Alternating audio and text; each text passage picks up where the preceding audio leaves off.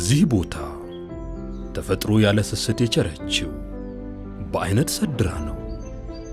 ይህንን አውቆ የተሰጠውን ችሮታ ይሁነኝ ብሎ ባለው ላይ ማከልና ማድመቅ አይደለም፣ የነበረውን አስጠብቆ ማስቀጠል ሳይቻል ቀርቶ ተስፋን የገታ ለዓመታት የተከተለ ቁጭት።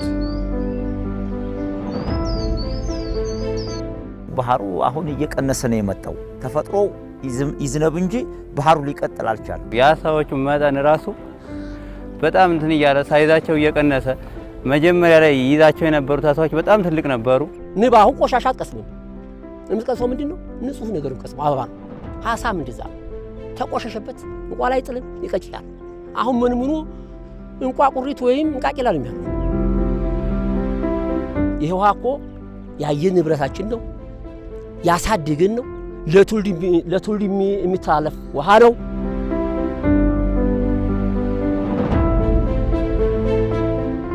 የከበባትን ጸጋ ተመልክቶ በጉያዋ የያዘችውን ሀብት ለቁጭት መድህን እንዲሆን የሐይቅ ከተማ የዘመናት ያድኑኝ ጥሪ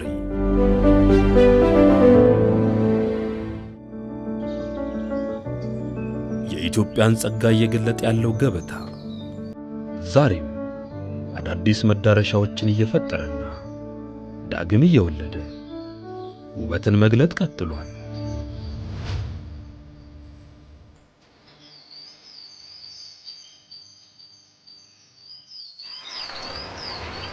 ጸጋን ማወቅና ማጥናት፣ በልዩ የመፈጸም አቅም በልኩ ማዘጋጀትና አሟጦ መጠቀም አስደማሚ ባህል ለመጪው ትውልድ የተበረከቱት የገበታ ፕሮጀክቶች ዛሬ ላይ ድንቅ ታሪክ መጻፋቸውን ቀጥለዋል።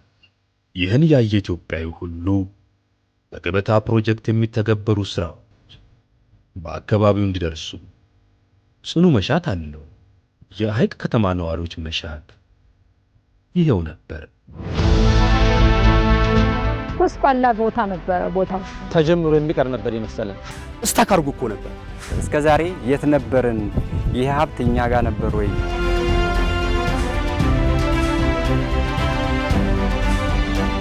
እንደገና ፈጠረው፣ እንደገና ወለደው። ዝም ብሎ ህንፃ የመገንባት ጉዳይ ምናምን አይደለም። ከደጋጉ ህዝባችን ጋር ይተዋወቃል፣ ከታሪኩ ይቋደሳል። ሊያሳየን ማን ነው?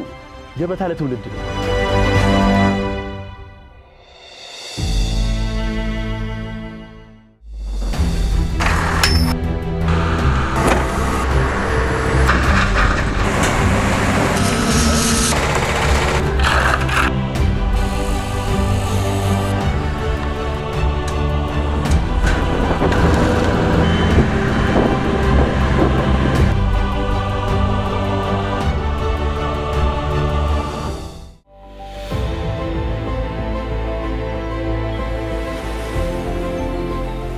በሁሉም አቅጣጫ ሀገር ያላት ጸጋን ማወቅ፣ የታወቀውን ጸጋ በልኩ ማዘጋጀት፣ የተዘጋጀውን ደግሞ በድንቅ ውበት መግለጥ በገበታ ለትውልድ እንዲለሙ ከተመረጡት አካባቢዎች መካከል አንዷ ለመሆን የበቃችው የደቡብ ወሎዋ ሐይቅ ከተማ በጉያዋ የያዘችው የሎጎ ሐይቅ ለዚህ ዕድል ያበቃት የተፈጥሮ ጸጋዋ ነው። ይህ ፕሮጀክት በክቡር ጠቅላይ ሚኒስትራችን አማካኝነት የተጀመረ ፕሮጀክት ነው። ፕሮጀክቱ 2016 ሰኔ አካባቢ ክቡር ጠቅላይ ሚኒስትራችን ለአረንጓዴ አሻራ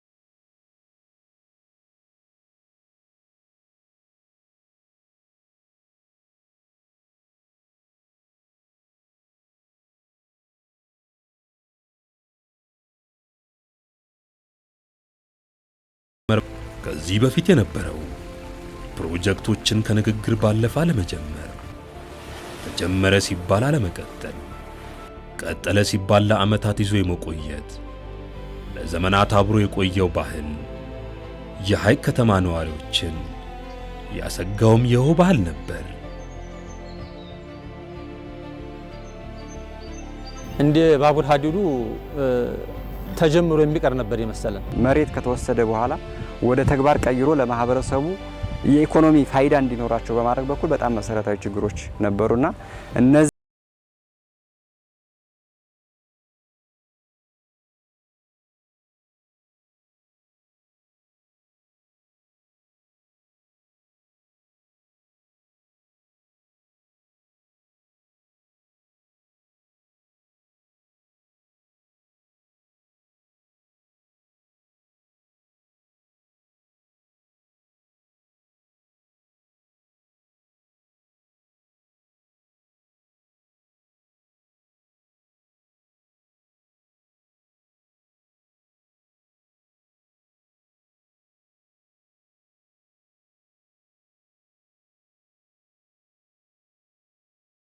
እሳቸው በሐሳብ አመንጭነት እኛ ደግሞ ያንን ሐሳብ በተግባር እውን በማድረግ እዚህ አካባቢ ያሉ ክፍተቶችን በማየት ጸጋዎችን በማየት ይሄ አካባቢ እንግዲህ እንደምታየው ነው፣ ታይቶ የማይጠገብ ቦታ ነው። ግን ማየት አቅቶን ለብዙ ዓመት ክፍት ሆኖ ቆይቷል።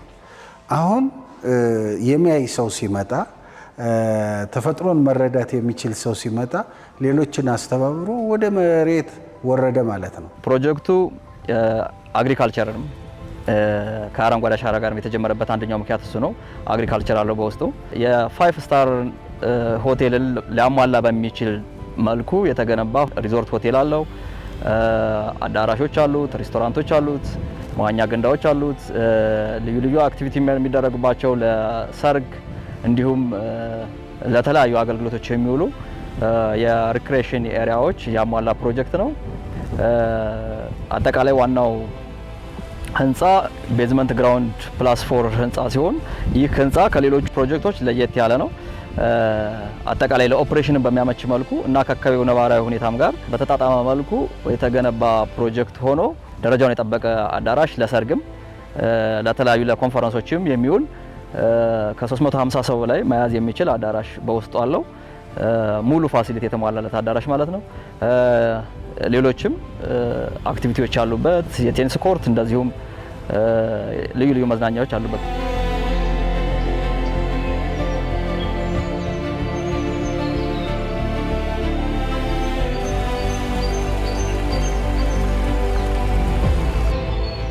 በድንቅ የግንባታ ጥበብና ውበት የተሰራው ሪዞርት መሰረት የሆነው የሎጎ ሐይቅ ከባህር ወለል በላይ 1950 ሜትር ከፍታ ላይ የሚገኘውና 23 ስኩዌር ኪሎ ሜትር ስፋት ያለው ድንቅ ጸጋ ነው።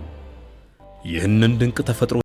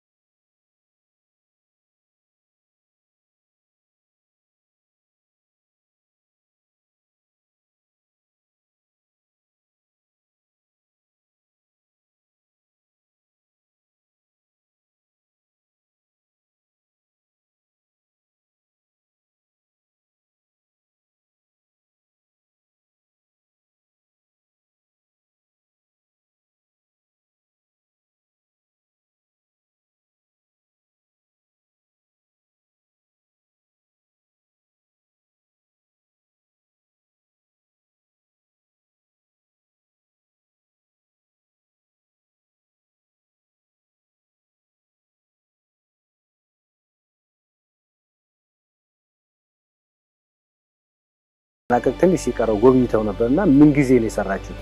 ኢትዮጵያውያን ናቸው ወይ የሰሩት? መቼ ነው እንደዚህ የሰራችሁት? የሚል በጣም ትልቅ ድጋፍ አድርገዋል።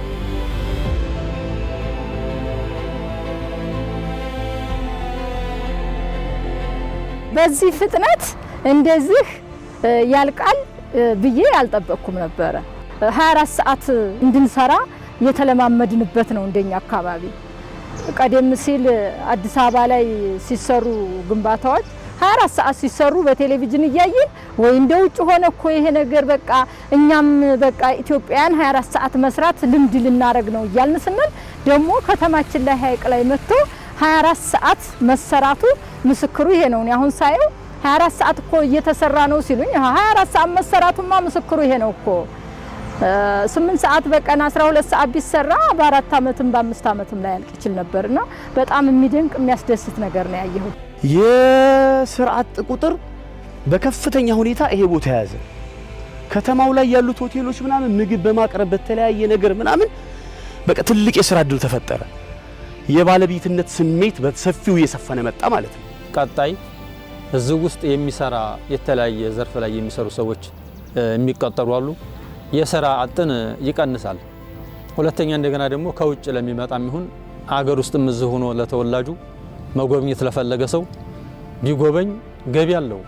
ይሄ ትልቅ ገቢ አለው ለሀገሪቷ፣ በተለይ ለዚች ወረዳ ጠቃሚ ነው ብዬ ነው የማስበው። ከዚች አልፎ ለሀገር አቀፍ ይጠቅማል ብዬ ነው የማስበው። አንድ ፕሮጀክት ተጀምሮ 10 አመት 20 አመት የሚቆይ ከዚህ የሚማሩበት ህብረተሰቡ ከዚህ የሚማርበት በአጭር ጊዜ ችግሮቻችን እንዲፈቱ ትልቅ አስተማሪ ፕሮጀክት ነው። ይህ ፕሮጀክት ለየት የሚያደርገው በወጣት ባለሙያዎች፣ በወጣት መሐንዲሶች እና በአካባቢው ማህበረሰብ የተገነባ ፕሮጀክት ነው። ፕሮጀክቱ በአጭር ጊዜ የተገነባበት ምክንያት ከዚህ በፊት የነበሩ ልምዶች፣ ኤክስፔሪያንሶች ትልቅ አሻራ ጥለዋል። የአካባቢው ማህበረሰብ ለስራ ያለው ፍላጎት በተለይ ደግሞ እንዲያልቅ እንዲጠናቀቅ ያለው ፍላጎት ከምንም በላይ ፕሮጀክቱን እንዲፈጥን አድርጎታል ማለት ነው።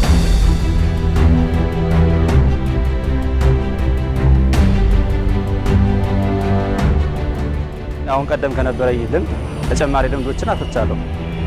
አሁን ቀደም ሌላ ፕሮጀክት ተሳትፌያለሁ። ይሄ ደግሞ ሶስተኛ አራተኛ ከዛም በላይ ነው። ከነሱ ደግሞ የተሻለ ልምድ ነው ያፈራሁት። እስካሁን ካለው ስራ ሁሉ በመሳተፌ በጣም ደስተኛ ነኝ፣ ኩራትም ይሰማኛል። ለኔ በጣም ከባድ ጊዜ ላይ ነበር ይሄ ስራ የተጀመረው። የሁለት ልጆች እናት ነኝ። ቢያንስ ልጄን ትቼ አረብ ሀገር ለመሄድ አስቤ ነበረ። ያልፋል አይደል ብዙ ነገር። እዚህ ቦታ እኮ እንደዚህ ነበረ ብለህ የምትናገረው ታሪክ ይኖራል። ብዙ ነገሮችን ታውቃለህ፣ መሀንዲሶች ጋር ትገናኛለህ፣ የሚሰራውን ቅደም ተከተሉን ታውቃለህ፣ ብዙ ነገር ማለት ነው። እና ደስ ይላል። ያለውም ቲሙም የሆነ ገለልተኛ ያደርገው ሁሉንም ያሳተፈ ስለሆነ ደስ ይላል። ቢያንስ ልጄን ይዤ ማሳደግ ችያለሁ።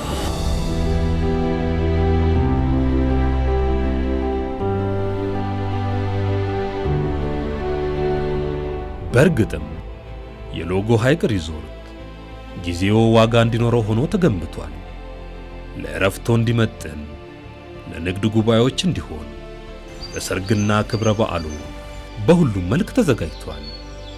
ይህ ፕሮጀክት የአካባቢውን ተፈጥሮና መልክዓ ምድር ጠብቆ ለትውልድ ለማሻገር በሚያስችል መልኩ በልዩ ትኩረትና ክትትል የተከናወነ ነው።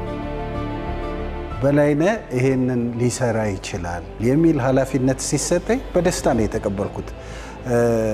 እዚህ ላይ በእውነት ለመናገር እነዚህ ፕሮጀክቶች እና እሳቸው የተለሟቸው ትልሞች ለዚች ሀገር ተስፋ ስለሆኑ ይህንን ተስፋ እውን ከሚያደርጉና ታሪኩንም የተረኩ ባለቤት ለመሆን ከፍተኛ ጉጉት ነበረ። ያንን ተቀብለው በላይነህ ይፈጽማል ብለው ሰጡኝ። ያንንም ታሪክ እውን አድርጌ ዛሬው ላይ ሳየው በጣም እድለኛ ነኝ። አካባቢው ውስጥ እንደምታዩት ትልቅ ጸጋ ነው ያለው። ይህ ሐይቅ ከ23 ኪሎ ሜትር ስኩዌር በላይ ኤሪያን ይሸፍናል። ከ87 በላይ ዴብዝ አለው። አመቱን ሙሉ በክረምትም በበጋም ንጹህ ውሃ ነው የምታየው። የሚጠጣ ውሃ ነው። የአካባቢ ማህበረሰብ የሚጠቀመው ውሃ ነው። ይሄንን ማየት አካባቢው ደግሞ አብሮ የመኖር እሴት ያለው ስለሆነ እሱን ባህል የማየት ፕሮጀክቱ አጠቃላይ ከመገንባት ከምናምን ከሪዞርት ከመገንባት ብቻ ምናምን የተያዘ ሳይሆን አጠቃላይ ማህበረሰብ ትስስሩን የበለጠ የሚያስተዋውቅ ነው። ሐይቁ በደለል እንዳይሞላ በእኛ በኩል ይሄኛው ልክ መነሻ ስለሆነ ስታንዳርድ ስለሆነ ከ1 ኪሎ ሜትር በላይ ኤሪያ ወደ ሌኩ የሚገባን ሲልት እሱን በመከላከልና በተለያዩ ምህንድስናዊ በሆኑ የመጠበቂያ መንገዶች በመጠበቅ ሐይቁን ለመጠበቅ ጥረት ተደርጓል። ስለዚህ ከዚህ በኋላ የሚመጡ ባለሀብቶችም ይህን ስታንዳርድ ጠብቀው እንዲገነቡ እንዲያዩ የሚያስተምር ስለሆነ ይሄኛው ፓርት የበለጠ ትኩረት የሚሰጥ ነው ማለት ነው። ሐይቆቻችንን መጠበቅ እንዳለብን የሚያሳይ ነው። ይሄ ሳር ይሄ እርሻ መሬት እንደነበረ ይሄ ልቅ ግጦሽ ነበር። ከብቶች እንደፈለገ የሚውሉበት ያለችው ሳር እንኳ ታጭዳ ተሸክመው ይሄድበት ነበር። አሁን ይኸው እዚህ ጋር ስታየው ይሄ ሳር አድጓል። አሳ በከፍተኛ ሁኔታ እንግዲህ እኛ እንወስዳለን። ስንወስድ ይሄ ሐይቅ ሙሉ በሙሉ አሳው ጠፍቶ ወደ የት ሄደን ነበር? ወደ ሀርዲቦ ሐይቅ ሄደን ነበር። ከሌላው ከባህሩ ዙሪያ ስትመለከት እዚህ ላይ የአሳ ምርት ጨምሯል። ለምን ጨመረ? እዚህ ላይ ጥንቃቄና ጥበቃ ስለተደረገለት ከእግር ንክኪ፣ ከከብቶች ንክኪ፣ ከተለያየ ነገር ስለራቀ ተፈጥሮ ሀብቱ እየተጠበቀ ስለመጣ ነው።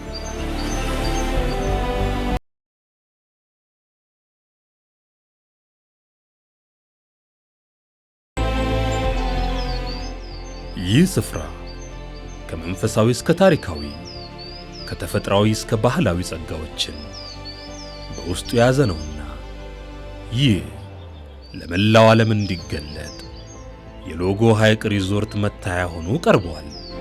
ወሎ አካባቢ ደግሞ በጣም በግዝፈታቸው ተለቅ ብለው የሚታዩ ትልልቅ የሆኑ ሃይማኖታዊ በዓሎች ጭምር የሚከበሩበት እዚህ ባሻጋሪያችን ላይ የምናየው በኢትዮጵያ ደረጃ የመጀመሪያው ዩኒቨርሲቲ ተደርጎ የሚወሰደው የአቡነ ኢየሱስ ሞዓ አንድነት ገዳም በቅርብ በ1 ኪሎ ሜትር በ2 ኪሎ ሜትር ርቀት ላይ የሚገኝበት በየዓመቱ የግሸን ደብረ ከርቤ ከተለያዩ የኢትዮጵያ አካባቢዎችና የዓለም አካባቢዎች ላይ ተንቀሳቅሰው ጎብኝተው ከርመው የሚሄዱበት አካባቢ ስለሆነ ይህ ፕሮጀክት እዚህ ቦታ ላይ መገንባቱ እነዚህን ፈልገው የሚመጡ የሃይማኖት ተከታዮች ቱሪስቶች በቂ የሆነ መዝናኛ አግኝተው ደስ ብሏቸው ኢንጆይ አድርገው እንዲመለሱ የቆይታ ጊዜያቸውን የበለጠ በማራዘም በኩል ከፍተኛ የሆነ ፋይዳ ነው ያለው። ገና ስራ ሳንጀምር የምናየው ነገር አለ። የምናየው ምንድነው?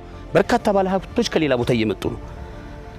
ሲመጡ በሆቴል ቱሪዝም፣ በኢንዱስትሪው፣ በእርሻ ልማት እቻ አካባቢ በጣም በርካታ ከዚህም በላይ የሚታይ በጣም በርካታ ነገር አለ። እነሱ ሲመጡ እኛ ከተማው ህብረተሰብ ላይ ትልቅ መነቃቃት ፈጥሯል።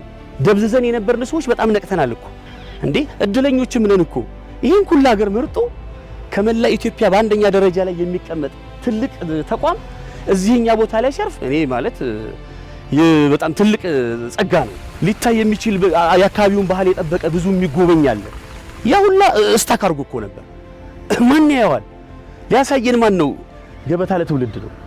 አካባቢው እንደምታዩት 100% ወይና ደጋ ነው። አየሩ ተስማሚ ነው። ሁሉንም አይነት አዝርት፣ ፍራፍሬ፣ አትክልት ማብቀል ይችላል። በግብርና ልማት ሰው ቢሳተፍ፣ በሆቴል በቱሪዝም ቢሳተፍ፣ እንደገና ሐይቅ ከተማ ከምንም በላይ በዚህ ምስራቅ አማራ አካባቢ ማዕከል ነው። ባለሀብቶችንም በጣም የመሳብ እድል አለው። ይሄ ትልቅ ፋና ወጊ አይን ገላጭ ፕሮጀክት ነው ማለት ይቻላል። የሎጎ ሐይቅ ሪዞርት የእይታ ለውጥ ውጤት ነው። ይህ ስፍራ አቧራን አራግፎ አሻራን ከማኖርም በላይ ትርጉም ያለው ነው። እውነት ይሄ ከዚህ በፊት የነበረ ቦታ ነው? ኢትዮጵያ ውስጥ ያለ ነው? ለምንድን ነው እስካሁን አይናችን ያልተገለጠ የሚል እና አይን ገልጦ ለሚያይ ሰው እኛ ኢትዮጵያውያን በብዙ ሀብት ላይ እየተረማመድን እንደምንሄድ የሚያሳይ ነው እና አይን ገልጦ የሚያይ መሪ ስላለ ነው ይሄ ነገር እንደዚህ የተገለጠና ይሄ ውሳኔ ተወስኖ እንደዚህ የተፈጸመውና እኔ በራሴ ግለጸው ካልከኝ በቃ አይን ገላጭ ሀብት እንዳለን ትንሽ አቧራውን ብቻ ነካ ማድረግ እንደሚጠበቅብን እንጂ የትኛውም ቦታ አሁን እንደዚህ አይነት ሪዞርት ሐይቅን ዙሪያውን ብታየው የሚያሰራ ነው። የሚገርም ነገር ዳግም እንደተወለድኩ ነው የቆጠርኩት።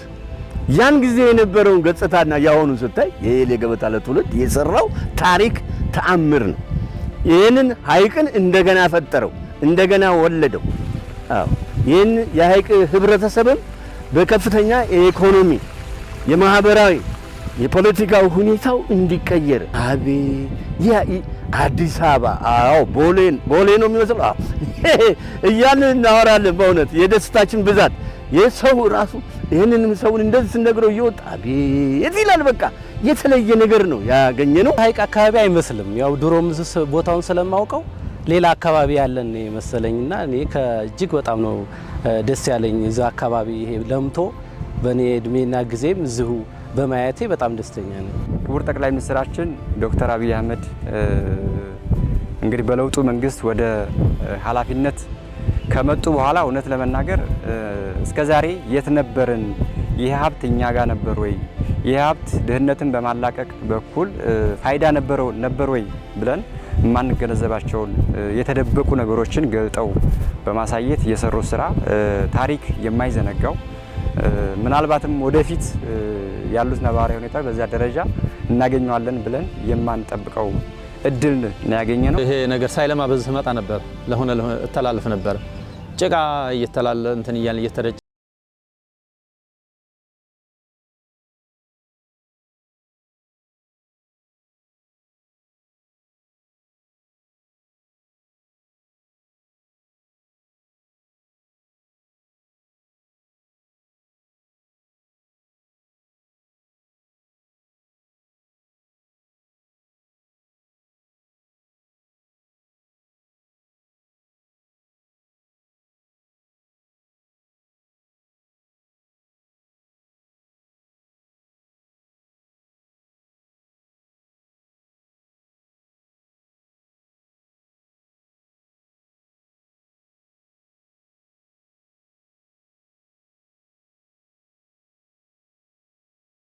ይተናል የሚያሳየን ሰው የሚመራን ሰው አግኝተናል።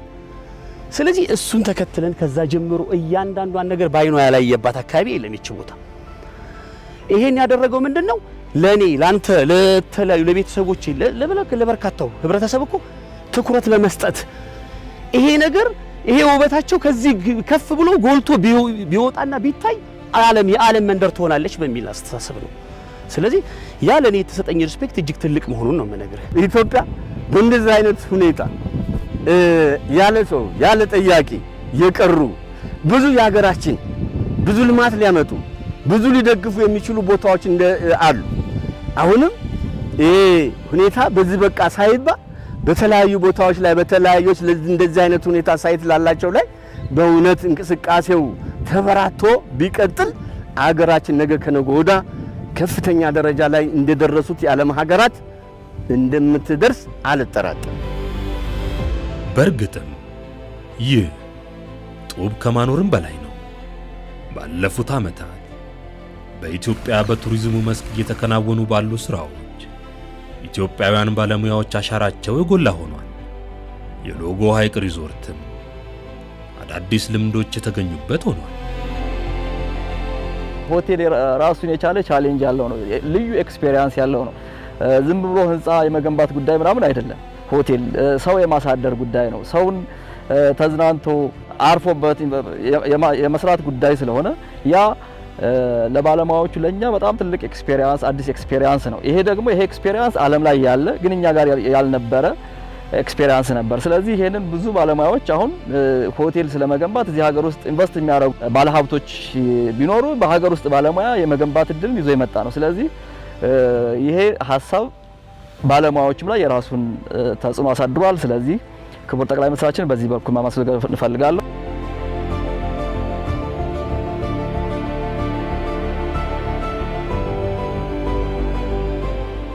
የገበታ ፕሮጀክቶች ከሐሳብ ጀምሮ መሬት ላይ እስከ ቆመው ሥራ ባለቤትነቱን ለትውልድ ሰጥቷል።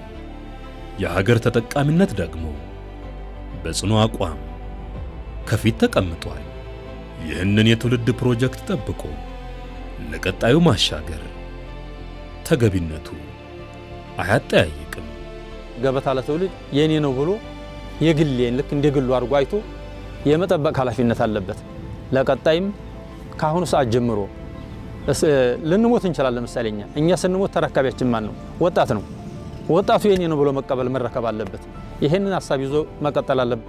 የመጀመሪያው ሀብቴ ነው ብሎ መጠበቅ ካለበት የዚህ አካባቢ ማህበረሰብ ነው። ከዛ ሲቀጥል ነው ለክልሉም ሊሆን ይችላል ለሀገርም ሊሆን ይችላል አስተዋጽኦ የሚያበረክተውና ሀብቱ የከተማው ማህበረሰብ ሀብት ነው። አካባቢው ታሪካዊ ነው። ይሄንን ታሪካዊ ቦታ ደግሞ ከአካባቢው ጋር የሚመች ተቋም መፍጠራችን አርት አስቀምጠናል ማለት ነው። በገጽታው እጅግ የሚያምር ደስ የሚል ቦታ ነው። ይሄ አርት የሆነ ሆቴል ተመስርቷል። ይሄ ብቻ በቂ አይደለም። ወደፊት ሌሎች ባለሀብቶች ዙሪያውን እና ሌሎችም አሉ ባህሮች በቅርብ ርቀት ያሉ መስራት አለባቸው። በ22 ወራት ብቻ ግንባታው በከፍተኛ ጥራት መጠናቀቁ ሐይቅ ከተማ ተጨማሪ ባለሀብቶች እንድትጋብዝ እድል ሰጥቷታል። ሐይቅ መጥቶ የሚያደርሰው በዚህ አካባቢ ግማሹን ተሽከርካሪ የማይገባበትን ደግሞ በበቅሎ በፈረስ የሚጎበኙ የቱሪስት ቦታዎችን የያዘ ፓምፕሌትም አብረን አዘጋጅተናል። ስለዚህ ቱሪስት ሲመጣ ያንን የእንግሊዘኛ ቨርዥኑንም የአማርኛ ቨርዥኑንም አንብቦ እንደሚችለው ቋንቋ ወደፊትም በሌሎች ቋንቋዎች ይታተማሉ አይቶ እዚህ ብቻ ሳይሆን እነዚያም ቦታዎች ማየት አለብን። ለመቅደላ ላሊበላ ብዙ ቦታዎች አሉ። እነሱንም ጎብኝቶ እንዲሄድ የሚያስችል ስራ እንዲሆነውና ገበያ ነው። በሀገር ውስጥም በውጭም የሚገኙ ባለሀብቶች ሐይቅ ከተማ ላይ መጥተው ኢንቨስት እንዲያደርጉ በአንድ በኩል ራሳቸውንም እንዲለውጡ በሌላ በኩል ደግሞ